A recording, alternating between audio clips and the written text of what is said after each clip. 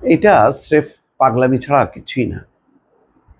শেষ পর্যন্ত লড়বে চীন, ট্রাম্পের মন গলাতে দৌড়ঝাঁপ নানা দেশের। ট্রাম্প মানবে একটু, কি বলে, ধাক্কা খেয়ে পরিস্থিতি বুঝে। ইতিমধ্যে মানে চীনের চীন যে শুল্ক আরোপ করেছে আমেরিকার উপরে, সেই ইয়েতে ইতিমধ্যে চীনের যেই পণ্যের দাম বেড়ে গেছে। মার্কিন যুক্তরাষ্ট্রের মধ্যবিত্ত, সাধারণ মধ্যবিত্ত, নিম্নবিত্ত সবাই হলো চীনা পণ্য, সস্তা পণ্যের উপর নির্ভরশীল। সেখানে পাল্টাপাল্টি যে ট্যাক্স, তাতে চীনা পণ্যের উপর ট্রাম্প বসাইছে 145, আর মার্কিন পণ্যের উপর শুল্ক বাড়ায় 125 করছে হচ্ছে বেইজিং। এই পাল্টাপাল্টি শুল্কের এই ইয়েতে এইটা অসম্ভব রকম একটা দাম বৃদ্ধি পাবে। এটা কোনো দেশই অ্যাফোর্ড করতে পারবে না। তার মানে একটা অচল অবস্থা হবে। আর মার্কিন পণ্য কি চীনে কি আসলো না আসলো এটা গুরুত্বপূর্ণ না। চীনা পণ্য যদি না ঢুকতে পারে তাহলে পাবলিক এফেক্ট হবে। সেটা ইতিমধ্যেই তার একটা তাপ উত্তাপ শুরু হয়েছে। এটা সামনের দিনে প্রচণ্ড রকমভাবে বাড়বে।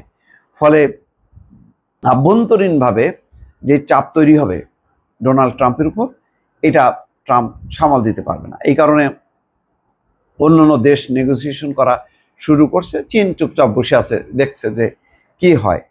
যদিও এর ফলে চীনের বিপুল পরিমাণ যে অর্ডার, সেই অর্ডারগুলি বাইরে নেবে না, চীন ক্ষতির সম্মুখীন হবে। কিন্তু চীনের মতন দেশ এই সমস্তগুলি মোকাবেলা করার সেই সামর্থ্য তারা রাখে। যুক্তরাষ্ট্রের দফায় দফায় শুল্ক বৃদ্ধির মুখে চীনের বাণিজ্য মন্ত্রণালয় কড়া ভাষায় জানিয়েছে, শেষ পর্যন্ত লড়াই করে যাবে তারা, পরোয়া করছে না।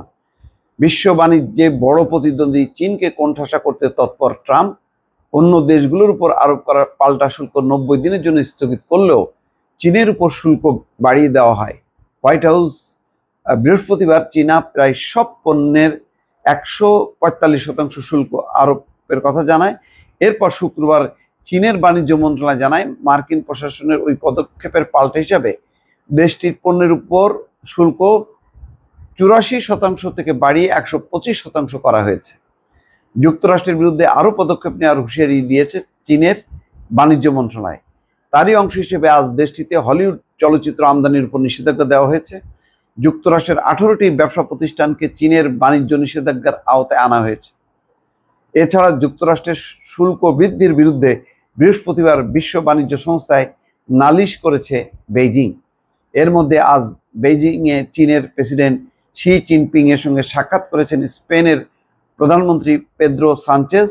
যুক্তরাষ্ট্রের উচ্চ শুল্কের মুখে নিজেদের বাণিজ্য সামাল দিতে আগামী সপ্তাহে ভিয়েতনাম, কম্বোডিয়া সহ দক্ষিণ পূর্ব এশিয়ার বিভিন্ন দেশ সফরের পরিকল্পনা রয়েছে চীনের প্রেসিডেন্টের। আজ স্পেনের প্রধানমন্ত্রীকে শি জিনপিং বলেন, এই বাণিজ্য যুদ্ধে কেউ জয়লাভ করবে না। বিশ্বায়ন প্রক্রিয়াকে রক্ষা করতে এবং যুক্তরাষ্ট্রের একতরফা নিপীড়ন রুখে দিতে চীন ও ইউরোপীয় ইউনিয়নকে হাত মেলাতে হবে। শুধু নিজেদের স্বার্থ নয়, আন্তর্জাতিক শৃঙ্খলা বজায় রাখার জন্য এটা করতে হবে। তো তার মানে বোঝেন, এইদিকে ভারতের প্রতিও কিন্তু তারা সেই আহ্বান জানিয়েছে। তার মানে হচ্ছে যে ডোনাল্ড ট্রাম্পকে নাকে খত দিতে হবে, হার মানতে হবে, এছাড়া কোনো উপায় নেই। এখানে শুধু দেশের মান অভিমানের ব্যাপার না, বা সরকার প্রধান বা রাষ্ট্রপ্রধানদের মান অভিমানের ব্যাপার না।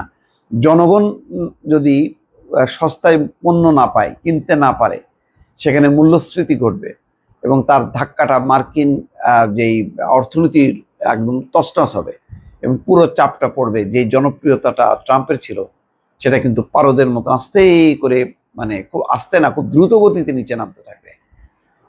এইটা এক ধরনের শুরুতেই এই জন্য বললাম যে পাগলামি ছাড়া আর কিছুই নাই। দর্শক ভালো থাকবেন, আল্লাহ হাফেজ।